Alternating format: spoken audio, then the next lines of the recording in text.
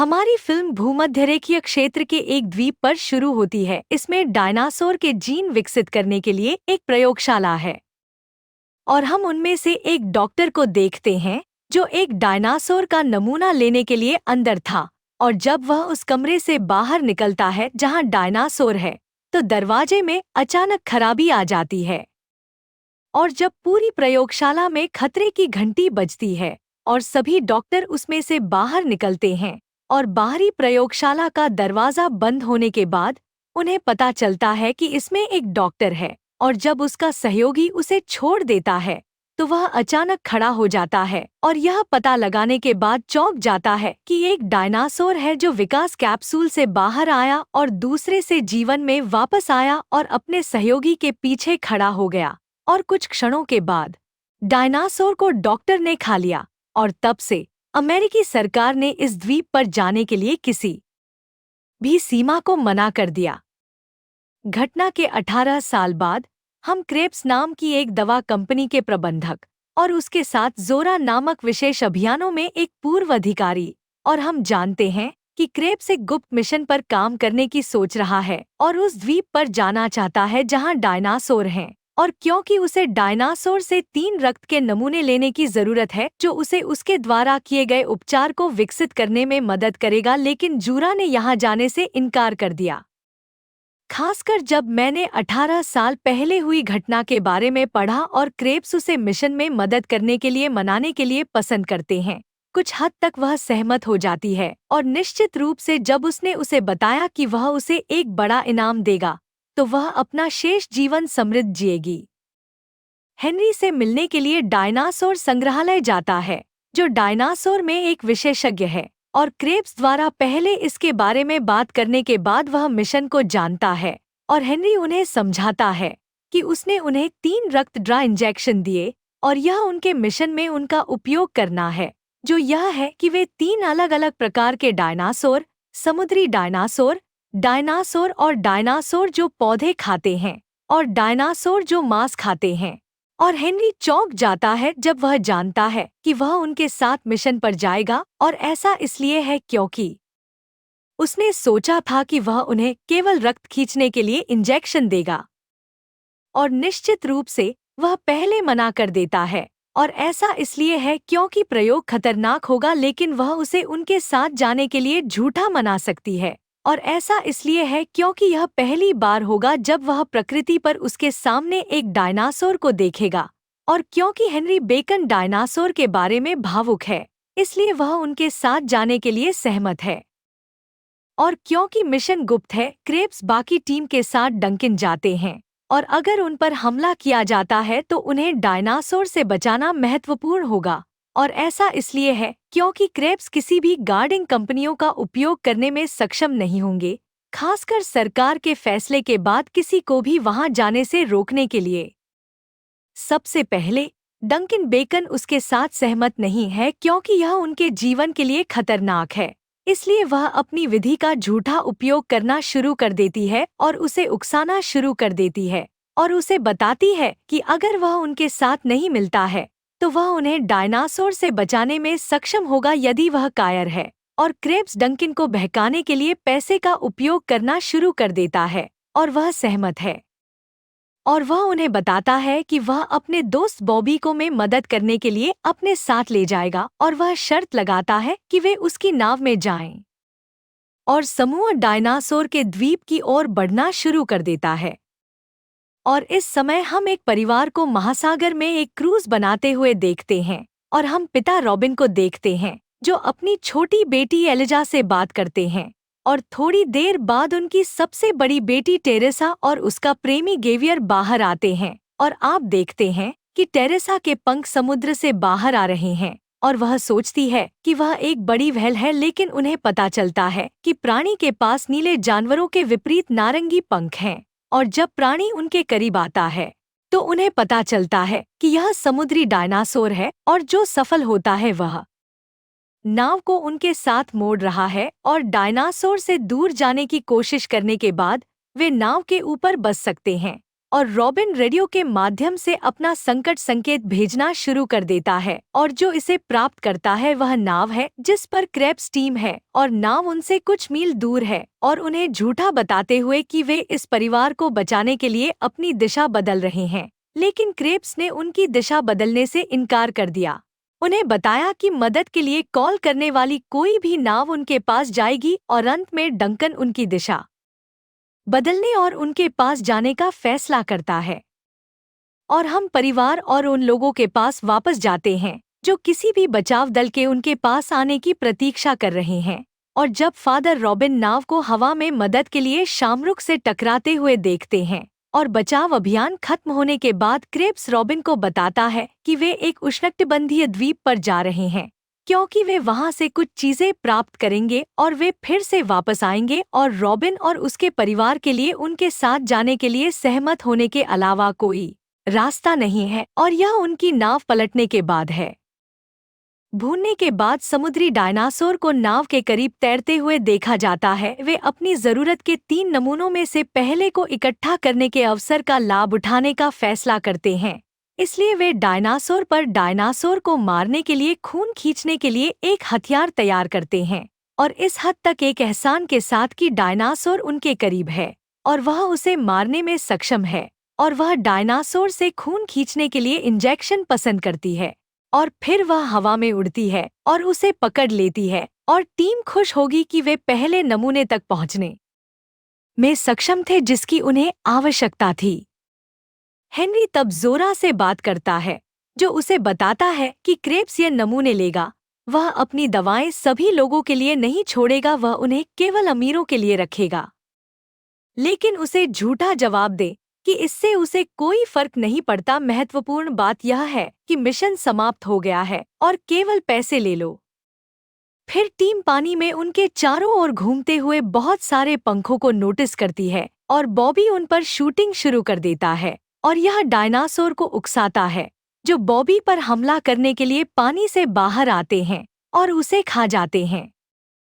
फिर डंकन नाव को द्वीप की ओर गति देता है और क्योंकि सभी डायनासोर उनका पीछा कर रहे हैं और हेनरी अपनी बेटी टेरेसा के पास जाता है और उसे कॉकपिट में जाने के लिए कहता है और वह कमांड रूम में जाता है और वह में जाता है और क्रेब्स को देखता है और जो उसे रोकना चाहता है वह इसलिए है क्योंकि मिशन गुप्त है और उसके बारे में जानने वाला कोई नहीं है और अंत में वह टेरेसा क्रेब्स से शादी करने जा रही है। और जिस समय नाव का डायनासोर दस्तक दे रहा होता है टेरेसा गिर जाती है और नाव के किनारे पर पकड़ लेती है।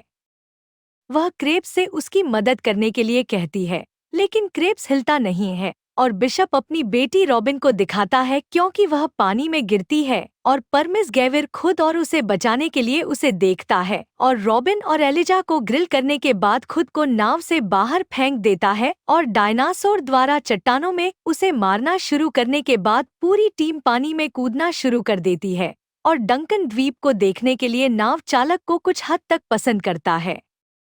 और हम एलिजा को उसके प्रेमी गैवीर के साथ देखते हैं जो कहता है कि क्रेब्स ने उसे संकट संकेत का पालन करने से रोका, वह उसे मारना चाहता था। और थोड़ी देर बाद रॉबिन और एलिजा उनके पास जाएंगे और पूरा परिवार तानी से इकट्ठा होगा और वे पानी से बाहर निकलने के लिए चले जाएंगे। दूसरी ओर क्रेब्स टीम पानी से बाहर आती है और उन्हें सहायता प्राप्त करने की कोशिश करती है और उनके मिशन में उनकी मदद करने के लिए लाइफ बोट और हेनरी उन्हें बताता है कि समुद्री डायनासोर मूल रूप से उभयचर हैं और वे द्वीप को देख रहे होंगे क्योंकि द्वीप में प्रवेश करना बेहतर है और द्वीप पर एक संकेत देखें जो नो एंट्री कहता है। और हम रॉबिन परिवार के पास वापस जाते हैं जो कुछ हद तक द्वीप पर चलना पसंद करते हैं और एक गुफा के वातावरण में प्रवेश करते हैं और इसका दृश्य द्वीप पर बहुत अच्छा है। और थोड़ी देर बाद जब वे चल रहे होते हैं तो वे अपने सामने पानी के पाइप की खोज करते हैं और उन्हें लगता है कि उस जगह के करीब एक गांव है जहां वे हैं। वे पाइप के पीछे चलने का फैसला करते हैं और यह तब होता है जब उनके साथ जो हुआ उससे उन्हें थोड़ी राहत मिलती है। इस समय एलिजा पौधों के बीच से आने वाले एक छोटे डायनासोर की आवाज सुनती है, लेकिन उसकी बहन टेरेसा उन्हें उनसे दूर रखती है और जब वे सो रहे होते हैं तो छोटा डायनासोर वापस आ जाता है। इसलिए टेरेसा ने उसे खाने का फैसला किया। उसके पास जो भोजन है उससे वह है, और वह डायनासोर को उसके करीब आने देती है और उनके बगल में सो जाती है। और हम टिम क्रेब्स के पास वापस जाते हैं, जो पौधों के एक बड़े खेत तक पहुंच सकते हैं, और वे पौधों के बीच से आने वाली ध्वनि सुन सकते हैं, और वे ध्वनि के स्रोत का पालन करना पसंद करते हैं। कुछ हद तक डायनासोर पौधों को खेत के केंद्र से देखते हैं, और वे डायनासोर पर निशाना लगाने के लिए दूसरा इंजेक्शन तैयार करना शुरू करते हैं। और क्योंकि हेनरी बेकन जानता है कि ये डायनासोर भ्रम में नहीं है, इसलिए वह उनमें से एक के पास जाता है और उसे छूता है, और वह स्थिति से रोता है क्योंकि यह पहली बार है जब वह वास्तविक दुनिया में एक डायनासोर को छूता है। और वे डायनासोर पर नमूना झूठा मारते हैं, और वे दूसरा नमूना एकत्र कर सकते हैं, और इस तरह उनके पास तीसरा नमूना बचा होगा, जो एक डायनासोर से मांस खाने वाले पक्षी को लेना। और हम दूसरी तरफ से हेनरी लौटते हैं, और वे नदी तक पहुंचते हैं, और उन्हें पता चलता है कि दूसरी तरफ एक नाव है। इसलिए टेरेसा ने फैसला किया कि वह इसकी तैयारी कर रही है, और कोई भी जरूरत उन्हें पूरा कर सकती है। और पहली चीज जो वह दूसरे किनारे पर पहुंचती है, उसे पता चलता है कि एक बड़ा डायनासोर है जिसे खाया जाता है, और दूसरा पक्ष सो रहे डायनासोर से मिलता है। इसलिए वह आराम से चलती है ताकि वह कोई आवाज न करे जो उसे जगाती है। और जब वह नाव में प्रवेश करती है तो वह एक रबर की नाव से मिलती है। वह उसे बाहर निकालना शुरू कर देती है, और वह सोते हुए डायनासोर से घबरा जाती है, और गलती से रबर की नाव खुल जाती है और डायनासोर जाग जाता है, और फिर वह गायब हो जाता है। जब वह दूरी से मिलती है और नदी से पीती है तो नाव नदी में चली जाती है, और वे सभी उसमें इकट्ठा होने लगते हैं और चलते हैं। और जब डायनासोर उनकी आवाज सुनता है तो वह जल्दी से उनके पास आ जाता है, और नाव कुछ हद तक उनके साथ कूद जाती है, नाव को उठाकर पलट देती, और वे सभी नदी के पायलट की दिशा में तैरने लगते हैं जब तक कि वे दो चट्टानों के बीच नहीं पहुंच जाते। और उन्हें पता चलता है कि एलिजा उनके साथ नहीं है, और एलिजा अभी भी उल्टे रबर की नाव के नीचे है, और डायनासोर अपने दांतों को नाव में डालने की कोशिश करना पसंद करता है, लेकिन वह नहीं जानता। इसलिए डायनासोर नाव को अपने दांतों से उठाता है और उस पर दबाना पसंद करता है। हेनरी सोचता है कि एलिजा पहले से ही खा चुकी है, लेकिन वे पाते हैं कि एलिजा अभी भी पानी में है, और जब डायनासोर उसे देखता है तो वह तेजी से उस पर आगे बढ़ता है। आखिरी समय में एलिजा दो चट्टानों के बीच प्रवेश करती है, और डायनासोर उसका पीछा नहीं करता है, और उन्हें अपने बीच में रबर की नाव भी मिलती है। वे खुश होते हैं कि वे डायनासोर से बच गए और नाव भी उनके साथ है। और हम क्रिप्स टीम के पास वापस जाते हैं, जो एक उड़ने वाले डायनासोर के घोंसले के ऊपर एक जगह पर पहुंच गई होगी, और उन्हें घोंसले की ओर रस्सियों के साथ नीचे जाना है और तीसरा नमूना लाना है।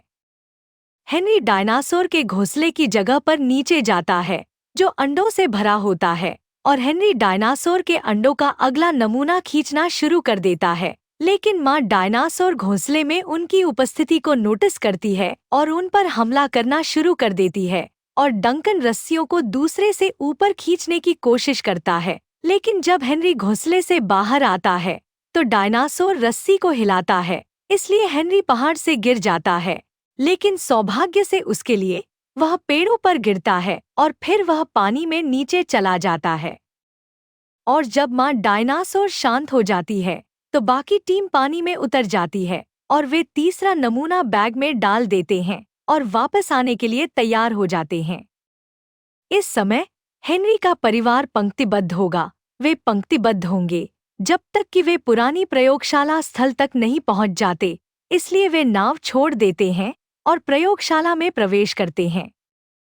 और जब क्रेब्स टीम प्रयोगशाला में आती है और वह जमीन पर पैरों के निशान को झूठा नोटिस करती है, तो वह समझती है कि उसके परिवार हेनरी और साल्ट ने उन्हें जगह पर स्वीकार कर लिया है, और वह उन्हें झूठा कहना शुरू कर देती है जब तक कि वे सभी फिर से इकट्ठा नहीं हो जाते, और उन्हें अपने मिशन के समाप्त होने के बाद शहर लौटने का रास्ता तलाशना चाहिए।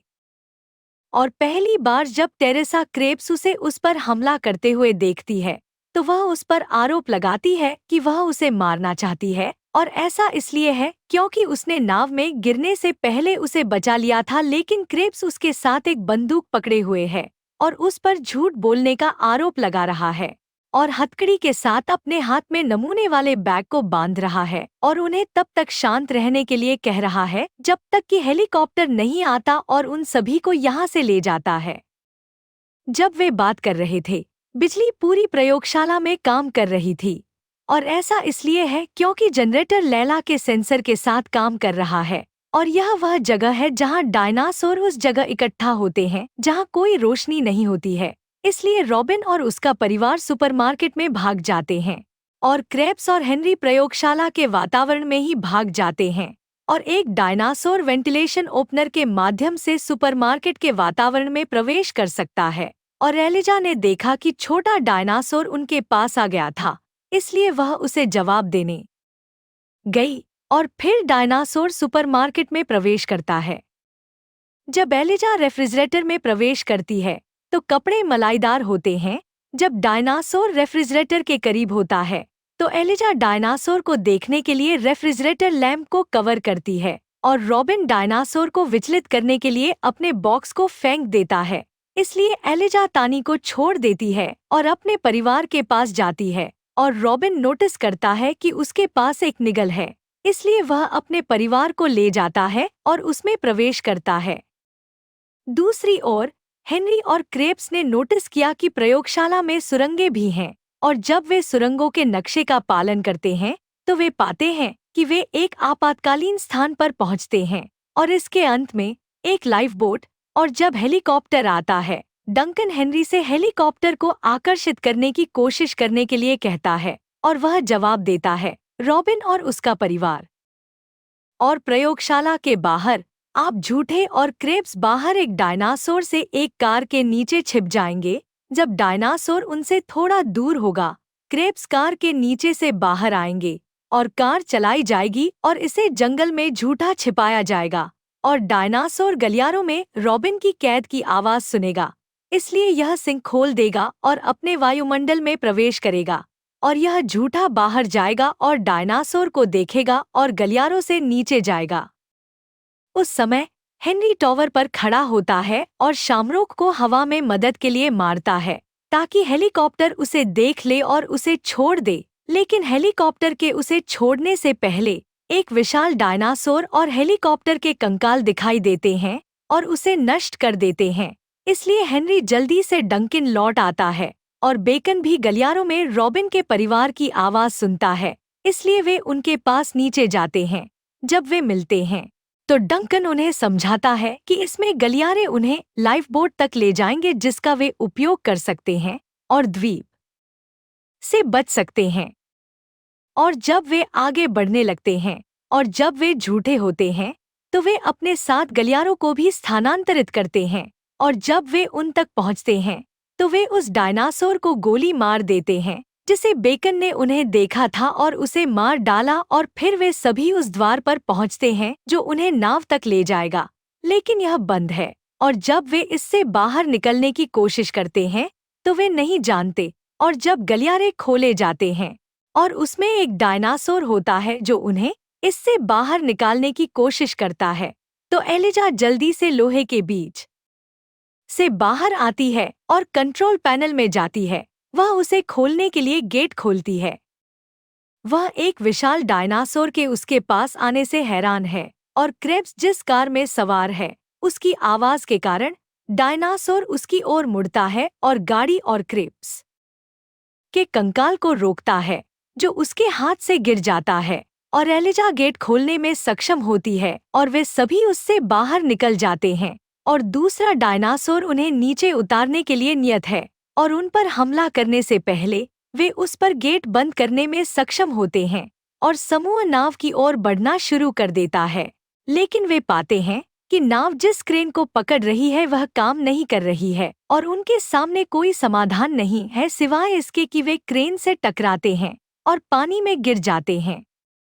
और अगर वे ऐसा करते हैं तो डायनासोर उनकी ओर मुड़ेगा और उन पर हमला करेगा। इसलिए डंकन खुद को बलिदान करने का फैसला करता है और वह जोरा को नाव पर समूह को देखने के लिए कहता है, जबकि वह डायनासोर को विचलित कर रहा है। और डंकन शमरोक को चालू करता है और उसके साथ जंगल में प्रवेश करता है। और जब डायनासोर शामरोक की ओर मुड़ता है तो वह आकर्षित होता है और उसे देखता है और वह जंगल में प्रवेश करता है और डैंकटन को देखता है और वह नाव की उम्मीद करते हुए क्रेन को कुछ हद तक गलत साबित करना शुरू कर देता है और वह डंकन को फोन करना पसंद करती है। लेकिन जंगल से कोई आवाज नहीं आती है और वे सभी डंकन से नाराज हैं, जिन्होंने उनके लिए खुद को बलिदान कर दिया। थोड़ी देर बाद वे अपने सामने हवा में एक और शामरुख को देखते हैं, इसलिए वे जानते हैं कि डंकन अभी भी जीवित है। इसलिए वे दूसरी तरफ से नाव से लौटते हैं और उसे अपने साथ ले जाते हैं और 3 नमूनों के साथ दूसरे से शहर में चले जाते हैं। और वह हेनरी से झूठा पूछता है कि वे नमूनों के साथ क्या करेंगे और वह झूठा जवाब देती है कि वे अपनी दवाओं को सभी लोगों के लिए छोड़ देंगे, न कि केवल अमीरों के लिए। और हमारी फिल्म खत्म हो जाएगी।